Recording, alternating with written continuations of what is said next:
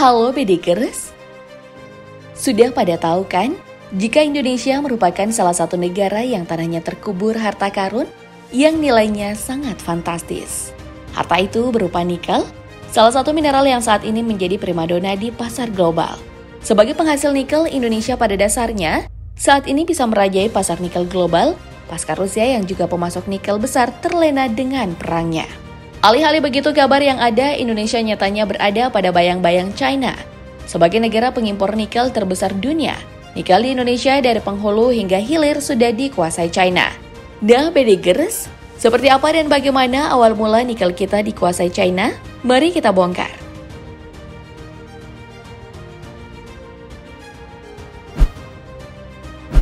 Belum lama ini, Xian Guanda, Raja Nikel China, dihubung-hubungkan dengan gugatan Uni Eropa terhadap kebijakan larangan ekspor biji nikel Indonesia ke pasar global.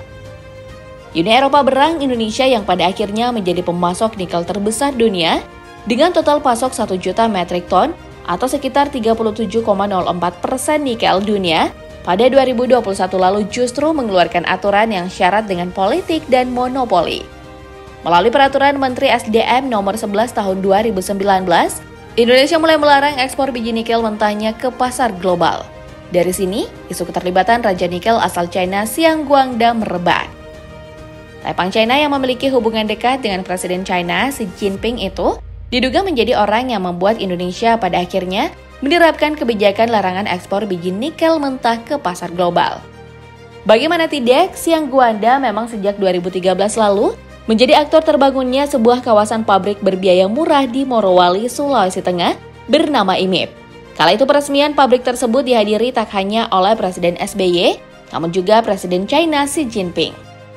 Di sana, Xian Guanda yang mengetahui Indonesia memiliki cadangan nikel besar hingga 23% dari nikel dunia itu lantas bertaruh. Kurang lebih 3 miliar US dollar digelontorkannya untuk membuat sebuah perusahaan afiliasi yang menggunakan PT Bintang 8 dan Sulawesi Mining Investment membangun kawasan industri nikel besar di Morowali. Guanda menghabiskan banyak uangnya membangun sebuah kawasan industri yang lengkap termasuk listrik hingga pelabuhan.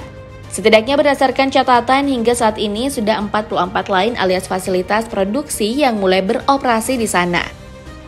Sementara bagi Indonesia, proyek pembangunan antara keuntungan jangka pendek, selanjutnya guna menenangkan rakyat, pekerja kasar bisa terserap cukup banyak.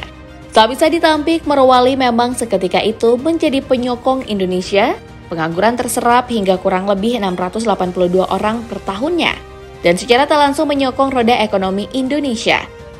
Hanya saja kebutuhan Indonesia itu nyatanya hanya menggantungkan sang Taipan. Perlahan tapi pasti, Xian melalui salah satu anak perusahaannya, PT Shangchai Design Investment sukses menguasai 46,69% saham, mengalahkan PT Sulawesi Mining Investment 25% dan PT Bintang 8 Investama 25,31%. Dari sana, usai menguasai produksi Indonesia, Xian Guanda makin merajai nikel dunia, termasuk dalam perdagangan saham nikel. Produk-produknya sukses menyokong ekonomi China. Bagaimana tidak, usaha IMIP terbangun. Sejak saat itu, Xian Guanda dan Tsingshan Group-nya mulai bekerja membanjiri IMIP dengan perusahaan-perusahaan gandengannya, mulai dari Huayo Cobalt Co. Limited dan China Molybdenum dan juga perusahaan baterai yakni Jimco Limited dan Brom. Dilansir dari dewe.com pada 2018, Xian yang sudah di atas angin dikabarkan pernah melakukan manuver bisnis ketika dia melepaskan volume besar ferronikel, nikel berkadar rendah yang dapat digunakan untuk membuat baja tahan karat. Xian selalu percaya bahwa karena dia adalah salah satu pemain terbesar di dunia dengan biaya yang sangat rendah, dia bisa menjaga harga nikel di bawah jempolnya. Dia selalu bertaruh pada harga nikel karena biaya produksinya di Indonesia sama rendahnya dengan 10.000 US dollar per ton, kata seorang mantan karyawan Tsingshan yang enggan disebutkan namanya, dikutip dari kantor berita AFP. Memanfaatkan nikel Indonesia untuk mengendalikan nikel dunia nampaknya misi yang tak berjalan mulus bagi Xi Jinping dan Xian Guanda. Xian Guanda yang juga merupakan pemain saham itu pada Maret 2022, lantas ketiban sial.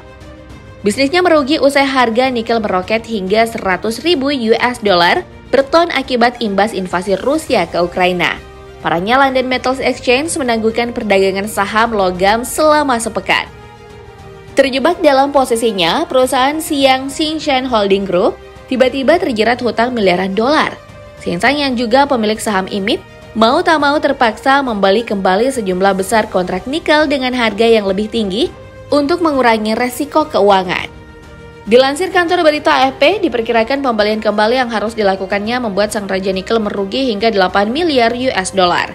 Dari sana isu Xi Jinping turun tangan kemudian bergolak. Saham Xiang di IMIP akan dijual ke salah satu perusahaan plat merah China, Baowu Steel Group. Laporan media lokal Yichai menulis bahwa pemerintah China dianggap dapat turun tangan menyelamatkan Xingshan. Benar saja bahwa kendati belum mengkonfirmasi hal tersebut pada media. Namun kemungkinan besar, guna menjaga cengkraman nikel Indonesia, China tak akan sungkan melakukan hal tersebut.